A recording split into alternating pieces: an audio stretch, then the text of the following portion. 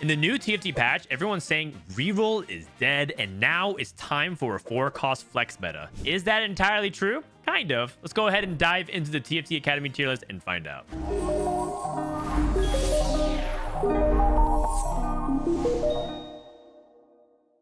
Before we start, I wanted to plug the TFT Academy Patreon. There's hundreds of people that are in our Discord server all talking about TFT, but if you want to actually get more research and edge on the meta, you can subscribe and get access to some other things like our Meta Read newsletter. The Meta Read newsletter is basically a way for you to get information on how to approach the patch philosophically. And I wanted to give you a little bit of a snippet of how to approach this patch through the Meta Read newsletter specifically. Basically, the summary of what you want to do to approach is at 2-1, you want to pick an econ augment, always because that's going to help you fast aid and have the most amount of options on your roll down.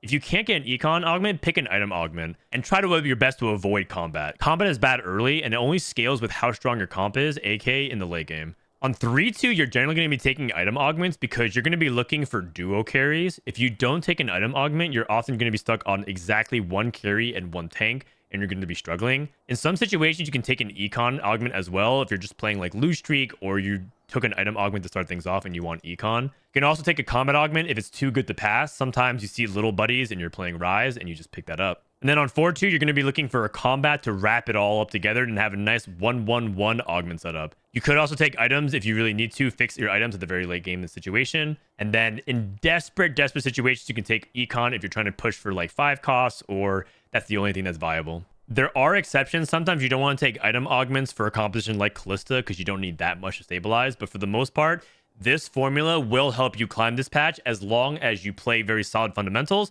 and you're always playing good comps. So let's go ahead and dive into what those good comps are. Starting off at the very top of S tier, we have warriors. Warriors are really hard to actually explain very succinctly, but the best way I can summarize it is that you're always going to be playing the 5 warriors and you have a warrior emblem of some sort. Warrior emblem is crucial. If you don't have a warrior emblem, I don't suggest playing this comp because 6 warrior is really strong, mainly because as you can see, they gained 20 durability as well, and that is just a lot of defensive stats. It's basically like having a straight up combat augment for all of your units, and all you need is one warrior emblem. Your main carry is going to change every game, and that's what makes warriors kind of tricky. Some games you're going to be rolling on 7 and rolling for 3-cost Katarina, and then maybe you hit Fiora 2 and Gwen 2 that way.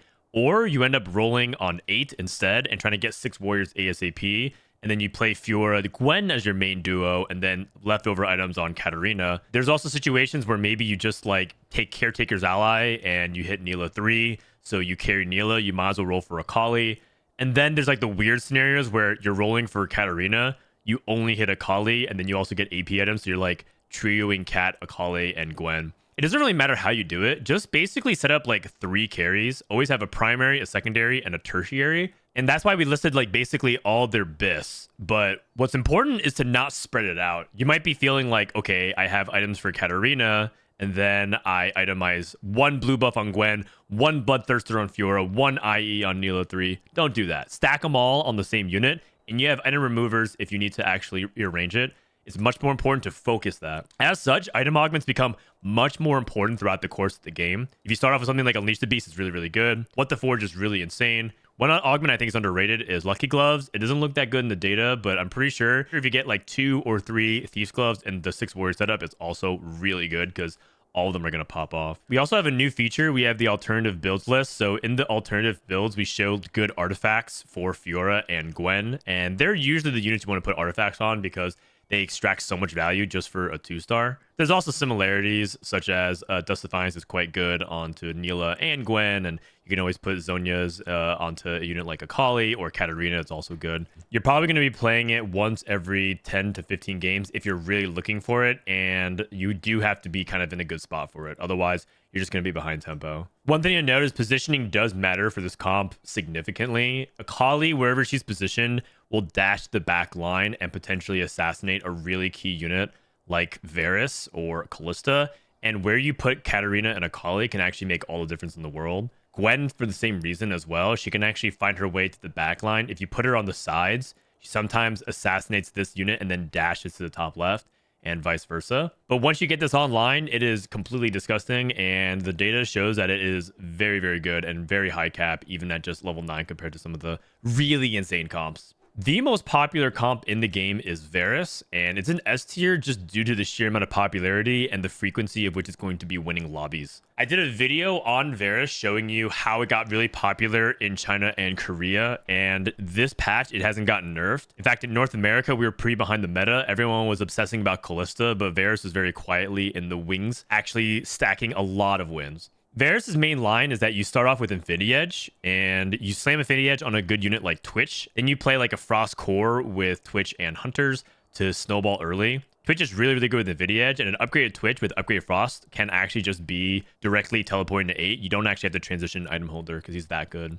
The core units you play every single game are Varus, Shen, Hecarim, Tahm Kench, and Rumble. And then the rest of the package is pretty free-flowing depending on what you hit. Arcana is the highest cap because it just gives you so much stats. And you pretty much always charm Tahm Kench or Hecarim, but I kind of lean towards Tahm Kench these days. Hecarim is in the situation where you hit a bunch of upgrades, but your items aren't very good. And so you just kind of need more damage. And then you upgrade Tahm Kench because it just gives you so much stats that you should be able to cast multiple times. And you will, in general, have the ability to assassinate backline through the Varus AoE. Varus is the highest cap, but there are situations where you get things like a blaster emblem of some kind. If so, you can go for 6 blasters. You sub out Morgana, Ahri, and maybe the Xerath, and then you play things like the Hui, the Ezreal, and the Smolder, and you go 6 blasters. That's also a completely viable way to top 4 and win the game. Positioning for Varus does matter. I don't know why, but the range icon is huge on this, but it is important because Varus only can hit within a certain amount of radius. If you put him in the 4th row, he has a 5 hex radius, which means he'll only reach the enemy's 2nd/3rd row. So if you move Varus up 1 to the 3rd row, that means that he can actually hit the back line. And that's really good into enemies that are really clumped. So situationally, you're supposed to put Varus in the 3rd row. Shout out to Leduc for being able to find that out. But I will say, don't do that every single fight because you're going to get punished in certain fights and it's going to be ugly. You're not going to kill anything. Tiers are actually not bad for this comp because you can always make a Shojin for Varus, but also things like Vow and Adaptive are very good. You can always Adaptive Frontline for Tahm Kench for extra mana and resistances, or you can Adaptive Xerath in the back line. Adaptive is the best mana item for Xerath, not Shojin. I see a lot of people make that mistake. And if you get Morello instead of red buff, just go for Shojin on Varus and Morello onto Bard or somebody else. The strongest form of Karma is Chrono. If you can get 6 Chrono on board, it is insanely powerful. And all you really need to do is just get 1 single Chrono emblem and a Camille. So in your situation where you can find a way to get Camille quickly, like a champion conference, I do think Chrono is always worth taking. I've actually seen almost all 1-star Chrono Fast 9 before. If you on level 8, if you're able to get things like the Karma, the Camille, and the Morgana. There's an augment that we haven't listed here called Duo Q, which can actually be super insane for that because you get 2 5 costs and it might end up spiking your board. Best in slot Karma is blue buff, some form of anti-heal like red buff from Morello, and Jewel Gauntlet.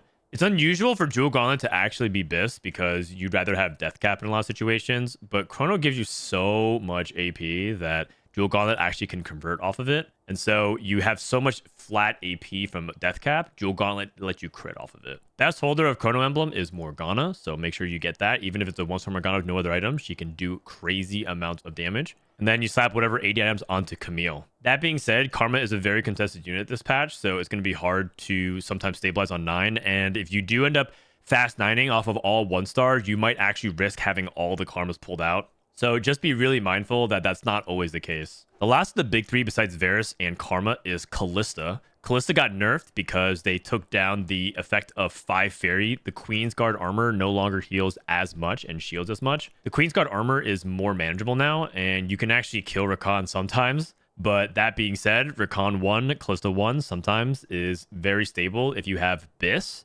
BIS is Warmogs and Stoneplate. In the past, we used to kind of be able to go for like Redemption and other suboptimal items because Queen's Guard armor was so good. But now Warmogs is clearly the best item onto Rakan alongside Stoneplate. So if you can optimize for that, that's great. And with Kalista, you're going for double Rageblade, but you can go for Rageblade Last Whisper, Rageblade Gunblade. There's a couple of variations that you can go for Kalista. Interestingly enough, this comp doesn't actually utilize artifacts insanely well for Kalista. You can get some good ones on Rakan like Eternal Winter or some other things that are pretty good for Morgana and maybe Camille. You do want Shred though. Even Trout ends up being much more reliable than Last Whisper because the double Rage Blade caps Kalista's damage the highest. But the only thing is that you want to keep Even Trout safe. And so that's why sometimes we put things like the Fairy Emblem on Hecarim to give him more HP. If you do find one Fairy Emblem, you end up cutting things like the Katarina and the Tristana early. But if you have two, you go for 9 Fairy, which is just unstoppable. Now, the approach of how you play Kalista is really important. Many people are picking heavy econ and trying to just lose streak and sell their entire board. Things like Tiniest Titans, Upward Mobility, AFK, Risky Moves, you know, Scoreboard Scrap when it's going to kill you. All these have one thing in common is that you just basically lose early, or you're trying to sack for Carousel. Risky Moves, you're not actually trying to sack for Carousel. You actually kind of just want to take it so you get the early bow. But the reason why you want to lose streak is because you need very specific components. If you're getting 3 swords and like 2 tiers, it's going to be really hard to play Kalista. So you have to get the specific items, and that's why everyone lose streaks. Comp is pretty straightforward once you learn it. So if you want a little bit more in-depth look at it, check out my Kalista video that I made. It's still exactly the same, and you pretty much play the same 7 core units plus 1 flex unit. And yeah, just have fun with it and get that free LP. Spin to Win Wukong is bug fixed and now actually is incredibly strong. If you get Wukong 3, you can pretty much play 2 different backlines with it. One is playing around the Wukong Jinx variation that many people know about, but the other is the secret option number 2, which is Bard and Karma duo. Bard 3 is actually quite insane with it because you're just incentivized to play Preservers. The reason why you want to play Preservers is because all that HP and mana is just healing Wukong, and Wukong ends up being everything. He ends up being your tank, your damage, your AoE, your lover, your crush. He's just everything you could possibly want and more, short of just CCing the whole board. You basically just roll for this board minus the 5 costs on 7, and you just have the Spin to Win Wukong carry it, and all these other units just support him. Wukong's really good with Innervating Locket. I think that's his best artifact, but 2 other artifacts I want to call out, Silvermere Dawn and Defiance, are also really powerful. And they would replace things like the Bloodthirster. And if you can't get a second stone plate, just go for something like Asterisk Gauge with Spin to Win. The way you kind of end up in this composition is you slam stone plate early as a frontline item, and then you kind of have like open-ended AP items, like maybe you're trying to think about Ziggs, and then you get offered Spin to Win at 3-2. That is an opportunity for you to pivot and play Wukong. And if you can get this all on board, it is insanely powerful. Tundra Wolf, aka Warwick Reroll, is actually seeing a little bit of innovation. I think people are now catching on to the fact that you can play Warwick with different artifacts. Corrupt Vampiric Scepter is still his best item by far, and so if you can find it, Rageblade Quicksilver is really good. But also just as a note, people are having success with Rapid Fire Cannon, and you go for Titans because you don't need the Quicksilver. Quicksilver is mainly used as a way to get out of stun range of a lot of abilities and keep him safe, but Rapid Fire Cannon keeps Warwick in place most of the time. You just put him in the second row like here, and then he'll attack a unit, kill it, get range extension, kill this unit in the front center, then start targeting backline, so he just basically stays in place. Prowler's Crawl is also another artifact that people are experimenting with a lot, and so if you get Prowler's Claw onto Warwick 3, it's actually quite good, but I do think there's a little bit of positioning nuance because you need to kill a target. So just be mindful that Prowler's Claw doesn't work unless you get a reset. But it does snowball the fight. You get Prowler's Claw, you activate Frost, you actually stack Warwick, you teleport, you're able to get to the back line. There's some really good stuff there, so just keep that in mind. 1 cost reroll, so don't level early. Just collect all the Twitches and Warwicks you can. Twitch 3 is optional, but I think he's quite good to get items on. In fact, I'm starting to think that you probably want to itemize Twitch 3 over Olaf 3. Not sure about that yet. And Blitz 3 ends up being the best tank since you roll for all the 1 costs. Portal is the last of the S tier comps, and that's just because if you can get to 10 Portal, you can win the game. Nothing much has changed about it, except that Nora got buffed, and so your top end is just that much better. But for the most part, slam anti-heal and AP onto Ryze. Things like Red Buff and Death Cap are really good, but if you're able to get something like Zhonya's is like one way you can scale Ryze. My favorite build is Archangels and Rageblade. Get stacking attack speed, get stacking ability power, and then just can't die for a few seconds, ramp up more and more. Ryze ends up being very good. As a small note, I've seen some really interesting variations where people might play something like Varus Portal because you have Ezreal as a blaster. So you might hit Varus 2, put Shojin Rageblade Portal on Varus 2, and then have Ezreal and then Ryze hold on some AP items. And that's like if you're stuck on Ryze 1. I've seen people have success with that. I'm not entirely sure if that's good, but I think that's just like a way that you can get to level 9, because ultimately with Portal, you just want to get to level 9 and either get to 10 Portal or just play around these 5 costs. Best augment still is Little Buddies, so never skip that. Over into the A tier, we have Karma's Flex around Preservers, and this is going to be what you play if you don't hit a Chrono Emblem. It's the best AP line to play for if you don't have any kind of emblem and you just have generic items or you're starting off with generic econ. It's also one of the best to play off of Lose Streak, off of resources like What Doesn't Kill You and Fortune, because it just gives you so many resources. And you generally struggle to itemize Karma and Gwen and Fiora and a frontline tank, so just getting all those extra items can be really powerful. Plus, the comp is really expensive because, as we talked about on our podcast TFT study hall for TFT Academy, 5 costs are what makes the comp strong. Very similar to Disco from Set 10 Remake Rumble, where if you play Twisted Fate and Blitzcrank, the reality is you actually aren't that good with those 2-star 4 cost. You care about the 5 cost. And for that reason, you end up playing Gwen and Fiora, and then eventually parlay that over into Morgana 2, Briar 2, and Diana 2. That's what really makes the comp sing. And if you're stuck on this is like a totally fine top 4 comp, and you end up getting like 3rd and 4th really often, but the 5 costs are how you win. And that's kind of why it's like in A tier, because it's a good comp. Don't get me wrong. A tier is generally very good. S tier is like just straight up broken sometimes when you end up getting it online. So yeah, it's not necessarily an S tier comp, but it is still very good. And the cool thing is you actually have so much item versatility because you have blue buff, red buff, death cap as biffs, but you know, you can have Shojin Slam and then play Shojin Morello, and that's a weaker version of Karma, but you're trying to trio carry, so it's fine if she doesn't have this.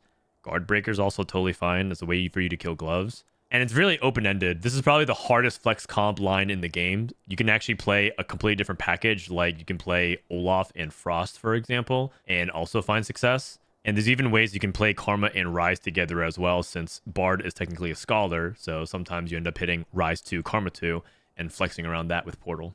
Frost is still very good and very tempo-driven. It's not a composition that will win unless you hit 9 Frost, but it very much snowballs early game, especially if you get something like Winter is Coming and you're able to get like that Wolf to get a bunch of easy kills. It is really dependent on hitting Olaf as one of the main carries, because if Olaf can get to the backline, you often win the fight.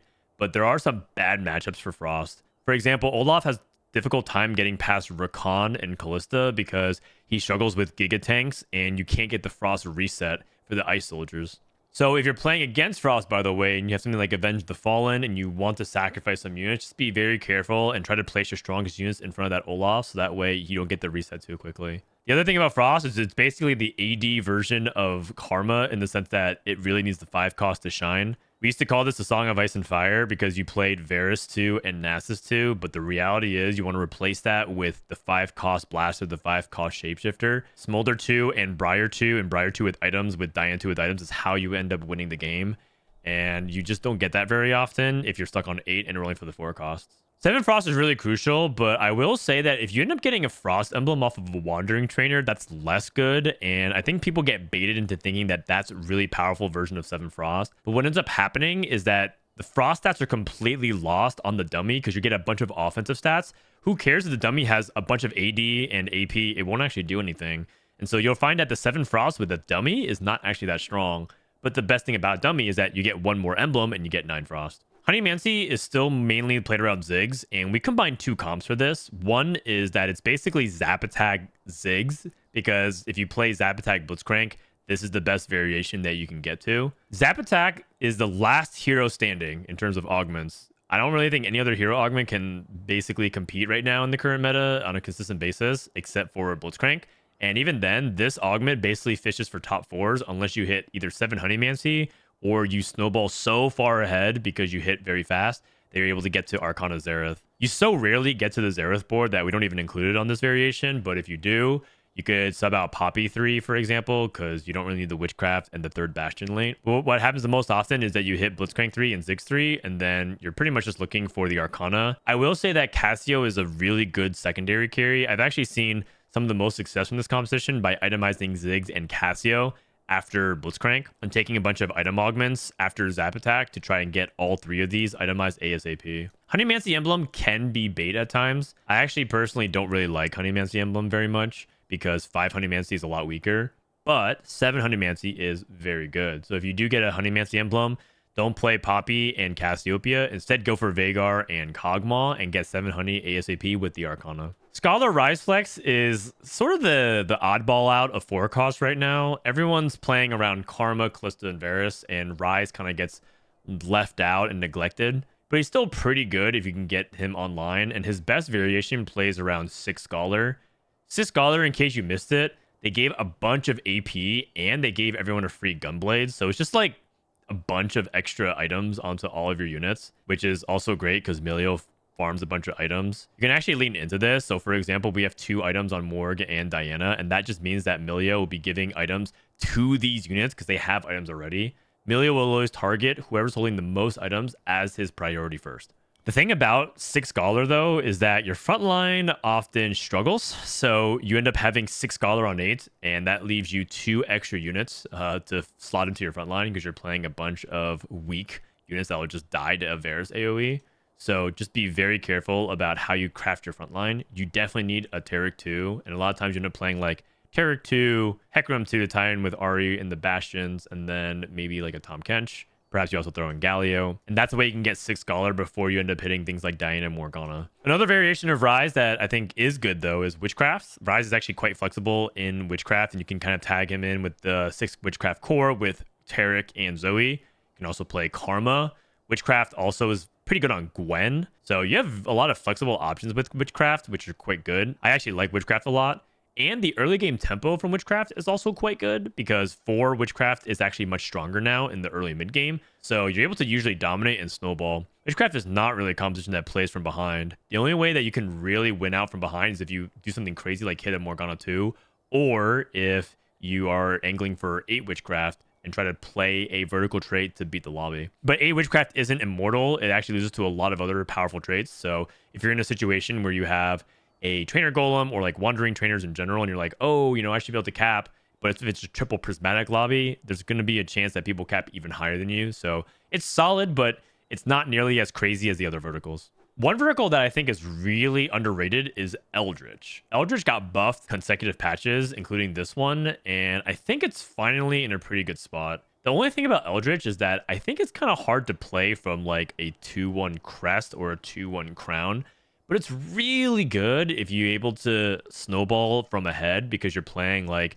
Eldritch early and then you get an Eldritch +1. The most common situation that I could see is you're sending things like Red Buff and Death Cap and Shiv and like trying to angle for like Ryze and Karma, but you're playing around like an early Syndra and Eldritch core.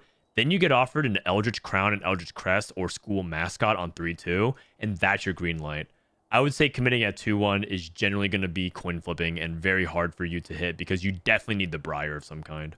Briar is everything in this comp. She is your 7 Eldritch. She is your late game. She is your win con for top 4. 7 Eldritch without Briar is so much weaker. Ezreal Reroll is still good, but now is going to be a little bit harder to pull off because 1, there's just a lot of people contesting the surrounding units. It's going to be really hard to hit the front line and also Varus. And 2, people are contesting your components a lot more.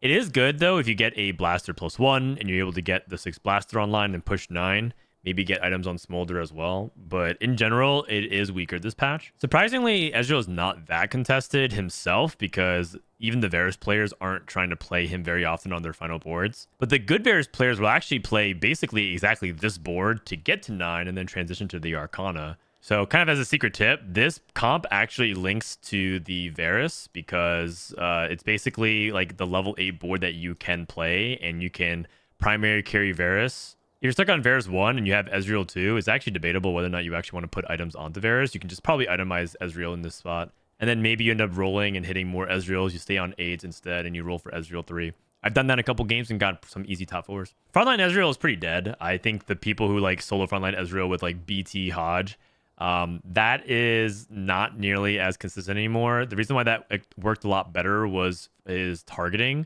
But now that he kind of changes the unit and in general, people are also playing different comps, I'd be very cautious to actually frontline Ezreal now. Pyro is the other very powerful way to play around Varus, but it's mainly like a Smolder and Briar check. Just if you're able to get to either of them with Pyro Emblem, they're very, very good.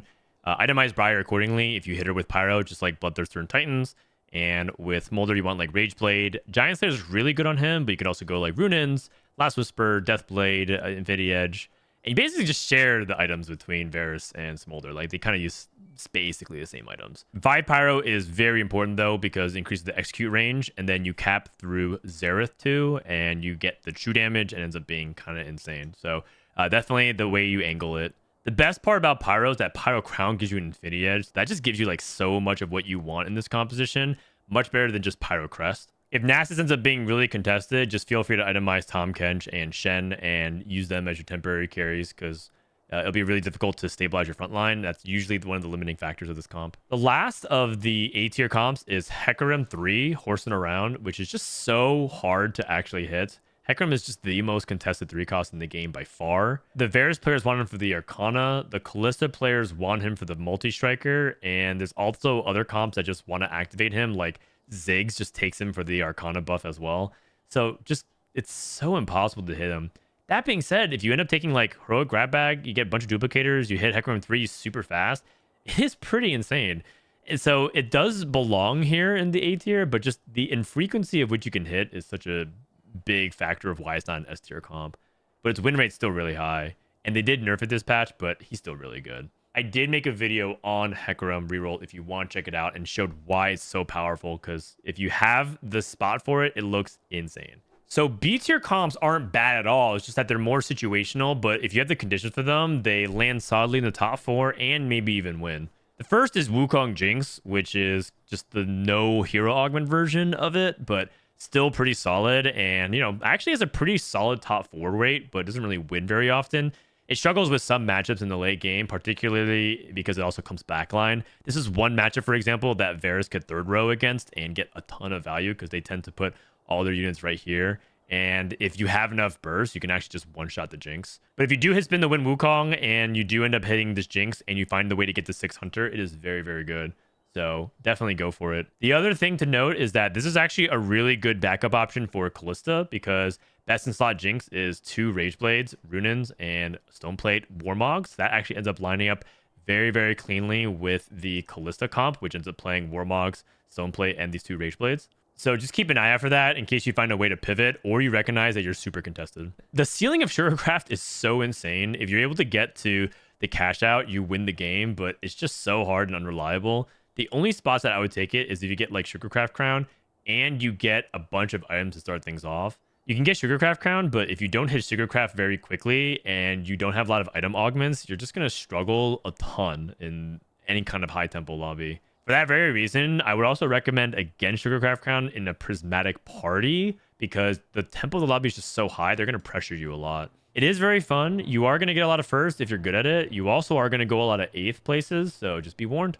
Gwen's AI is greatly improved, though, so definitely more reliable to play around her this patch, and that's partially why I think Sugarcraft is much better, as well as the buff to the trait. Molten Caramel Rumble is the second hero augment that I might play, but you kind of need very specific conditions. You need rods, a lot of rods for Rumble.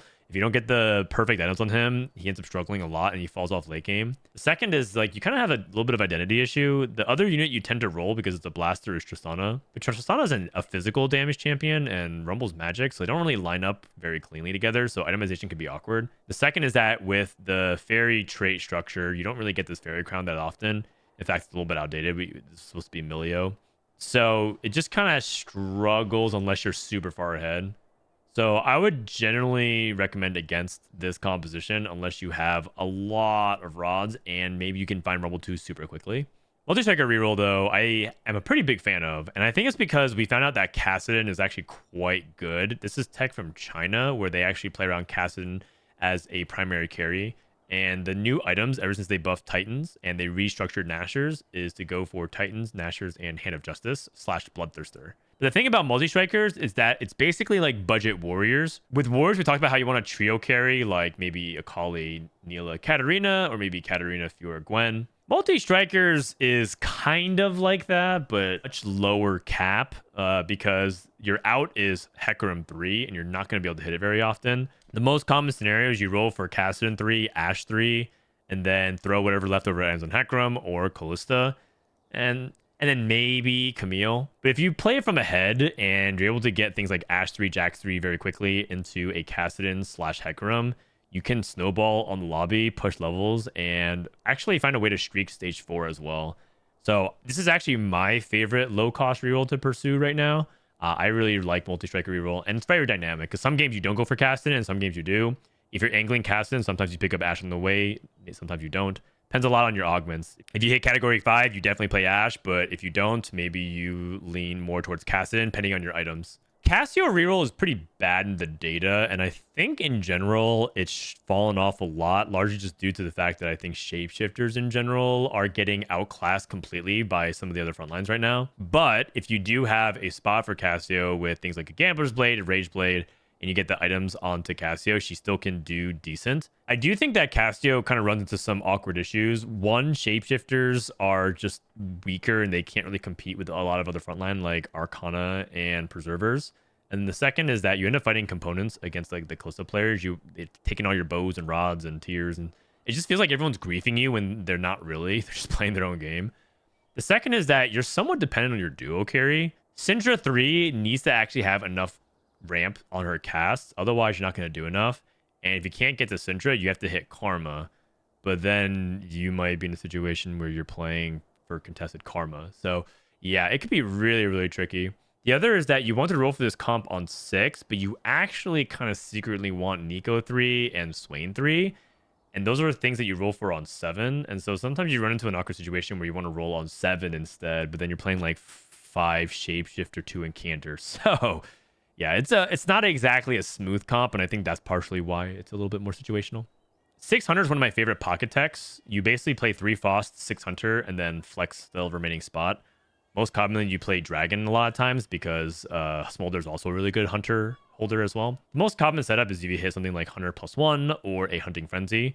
But the reason why this comp even exists is because Briar with Hunter, if you can get a single takedown on the Hunter trait, she can legitimately 1v9. And yes, you do feed Briar every round possible, unless it's going to cost you dearly. You pretty much always just feed Briar. But because you want to feed Briar so much, you want to play this composition from ahead. If you're playing from behind, you're like, oh, all I have to do is get to Briar and put Hunter on her. Then you realize that you can't feed her very much, and all you have is the Ravenous. That's okay, but in the best case scenario, you're tempoing from ahead. You open up like Honeymancy Frost, have a bunch of Hunters, have a bunch of HP, get to Briar immediately.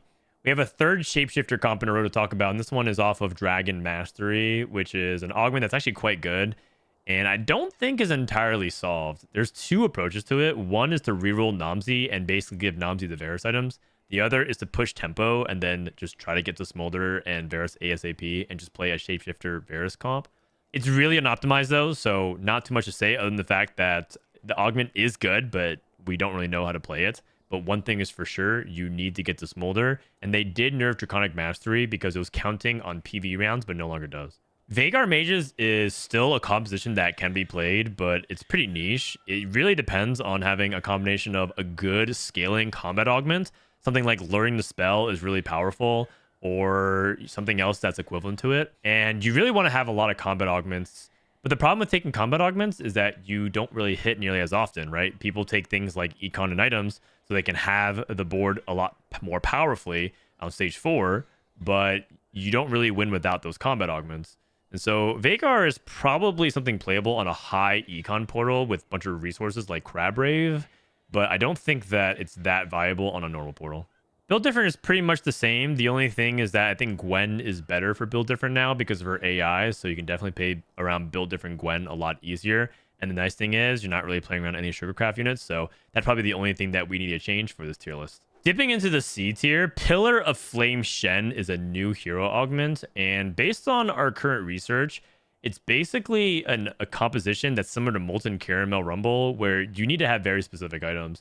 The items are Bloodthirster, Jewel Gauntlet, and Hand of Justice. You need double healing for Shen, because he gets blown up too quickly otherwise. There's belief that maybe you're supposed to play 6 Bastion and then play him like more AP oriented, like Deathcap, but that variation doesn't look very good. So far, the only amount of success we've been able to find is if you go for Shen with a Varus, and you basically play the Varus Arcana, but just throw in Shen. But the problem is, Shen is one of the more contested units because there's going to be 3 Varus players, so hitting Shen 3 might be really difficult. So I personally think that this is a fun augment to play, but chances are you should make peace with the fact that you might not hit Shen 3 very quickly, and if that ends up happening, you're probably just going to bot 4. In a different meta, though, I can see this actually doing really well if they end up making Varus a lot less popular and so you can find Shen a lot easier.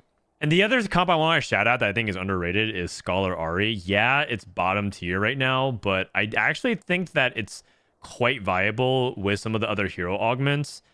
Or if you end up finding Spellblades. The other caveat is that if you find 6 Scholar, you can just play 6 Scholar with RE3 and go back to the other Ryze variation. Like in this setup, basically you just set up RE3 with items, and then you just have Ryze and RE3 duo, and that's a way you can have RE do really well. But the usual way that you played it with like Upgrade Adventure, Learning Spell is not nearly as good. So just something to think about. I do think that it's underrated, but it's only good for top 4s at best. So if you do end up playing it, just keep in mind that you're probably not going to have that much success with it. And then the other hero augment stuff, if you really want to play it, you can. They did buff them, but they're still looking really bad. Like Spider Queen is like a 5.2 in the data. Somehow it got worse despite being buffed, and I think that's just because how hostile the meta is right now towards reroll. All right, that was a ton of yapping. Hope you guys learned and feel inspired to climb. It is a difficult patch. I do think a lot of people are not going to enjoy being contested and feel like they're just always batting their head against the wall trying to roll for a specific 4 cost.